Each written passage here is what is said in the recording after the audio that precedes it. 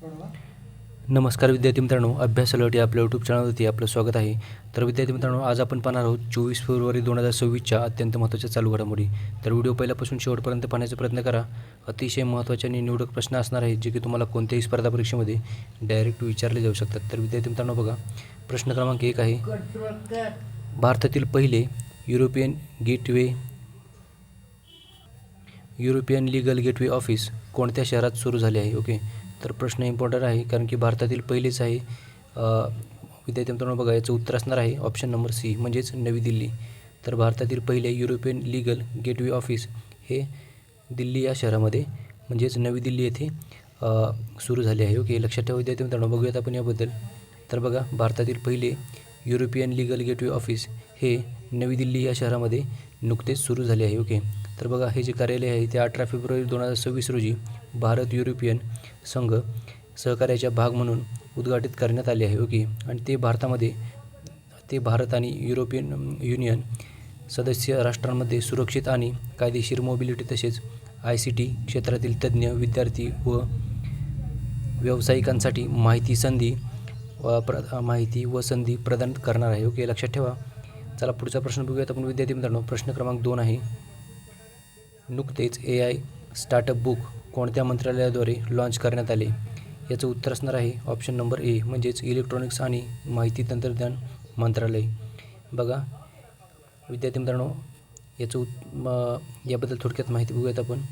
Artificial intelligence startup book म्हणजेच विद्यार्थी मित्रांनो याला AI इम्पॅक्ट स्टार्टअप बुक असेही ओळखले जाते. ओके, तर बघा, हे जे पुस्तक आहे ते नुकतंच भारताच्या इलेक्ट्रॉनिक्स आणि माहिती तंत्रज्ञान मंत्रालय म्हणजेच ministry of electronics and information technology या मंत्रालयाने लॉन्च केले आहे. ओके, तर विद्यार्थी मित्रांनो बघा, हे जे पुस्तक आहे ते इंडिया AI इम्पॅक्ट समिट 2026मध्ये सादर करण्यात आले आहे. आणि हे जे पुस्तक आहे ते भारतातील AI व डीप टेक स्टार्टअपच्या इकोसिस्टीमचा समावेश, त्यांची वाढ आणि तसेच विविध क्षेत्रातील प्रभाव यावर प्रकाश टाकणार आहे. ओके, म्हणजेच यावर प्रकाश टाकतं. ओके, तर विद्यार्थी मित्रांनो लक्षात ठेवा माहिती.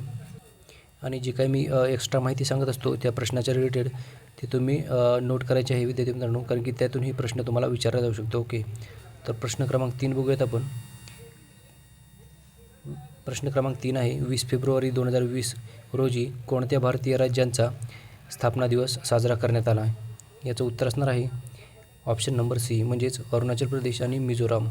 तर या दोन राज्यांचा नुकताच 20 फेब्रुवारी 2020 रोजी स्थापना दिवस साजरा करण्यात आलेला आहे. ओके, तर बघूयात आपण विद्यार्थी मित्रांनो. बघा, 20 फेब्रुवारी 2020 रोजी अरुणाचल प्रदेश आणि मिझोराम या दोन राज्यांचा स्थापना दिवस जो आहे तो साजरा करण्यात आलेला आहे. ओके, म्हणजे त्यांचा स्टेटहुड डे साजरा करण्यात आलेला आहे. तर बघा, या दोन्ही राज्यांची स्थापना जी आहे ती 20 फेब्रुवारी 1987 रोजी झाली होती. ओके, म्हणूनच हा दिवस आपण साजरा करतो. चला पुढचा प्रश्न बघूयात आपण. प्रश्न क्रमांक 4 आहे, नुकतेच सुरू झालेले प्रांतिकरण व्यवस्थापन प्रणाली पोर्टल कोणत्या राज्याशी संबंधित आहे? ओके, तर बघा विद्यार्थी मित्रांनो याचं उत्तर असणार आहे ऑप्शन नंबर डी म्हणजेच आसाम. तर बघा, नुकतेच जे सुरू झालेले आहे प्रांतिकरण व्यवस्थापन प्रणाली हे जे पोर्टल आहे ती आसाम या राज्याशी संबंधित आहे. ओके, तर बघूयात आपण विद्यार्थी मित्रांनो. बघा, हा जो उपक्रम सुरू झालेला आहे तो प्रोव्हिन्सिलेशन मॅनेजमेंट सिस्टीम म्हणजेच PMS पोर्टल आसाम सरकारने सुरू केलेले आहे. आणि त्याचा उद्देश काय आहे तर बघा, राज्यातील वेंचर शाळा आणि महाविद्यालयातील व्यवस्थापक व कर्मचारी यांचे पदोन्नती प्रक्रियेला ऑनलाईन आणि पारदर्शक पद्धतीने सुलभ करणे हा याचा मुख्य उद्देश असणार आहे. ओके, लक्षात ठेवा.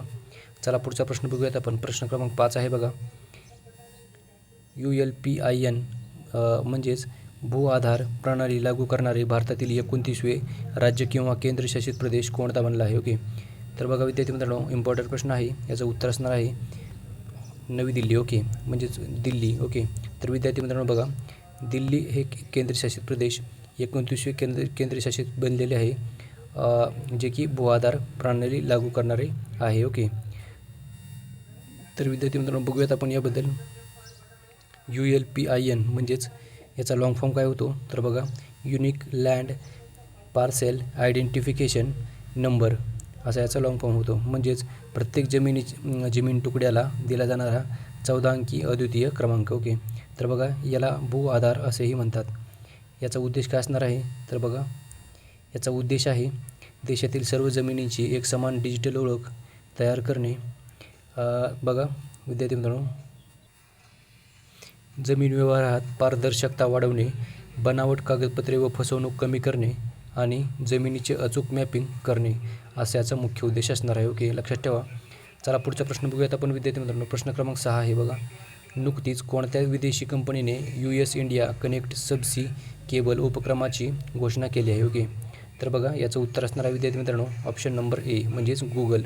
तर गुगल या विदेशी कंपनीने नुकतेच US इंडिया कनेक्ट सबसी केबल उपक्रमाची घोषणा केलेली आहे. ओके, तर बघा विद्यार्थी मित्रांनो, US इंडिया कनेक्ट हे एक सबसी म्हणजेच under sea fibre optical cable network उपक्रम असून जो की भारत आणि US दरम्यान डेटा कनेक्टिव्हिटी मजबूत करण्यासाठी रचना केलेली आहे आणि तसेच हे केबल भारताला अन्य जागतिक नेटवर्कशी जोडण्यास मदत करणार आहे. ओके, लक्षात ठेवा विद्यार्थी मित्रांनो माहिती. चला पुढचा प्रश्न बघूयात आपण. प्रश्न क्रमांक 7 आहे बघा.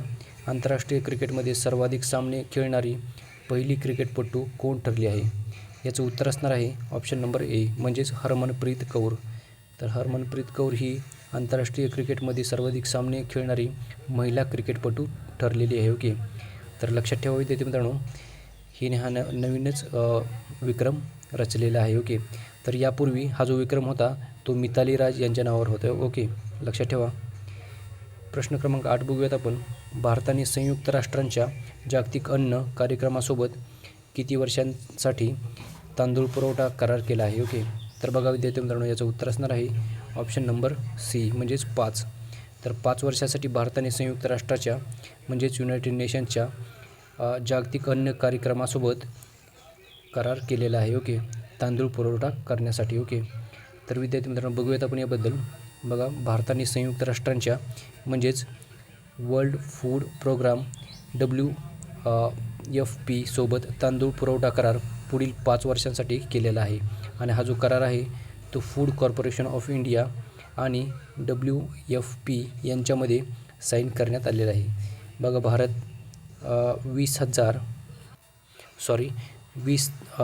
2 लाख मेट्रिक टन तांदूळ WPFकडे पुरवठा करेल आणि जगभरामध्ये अन्न मदत संचालनासाठी हे पाठवण्यात येणार आहे. ओके, लक्षात ठेवा विद्यार्थी मित्रांनो.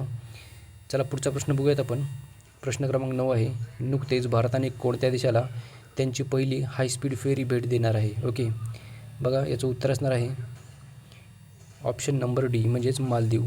तर नुकतेच भारत जो आहे तो मालदीव या देशाला त्यांची पहिली हायस्पीड फेरी भेट देणार आहे. ओके, म्हणजे ही एक बोट असणार आहे विद्यार्थी मित्रांनो. ओके, लक्षात ठेवा.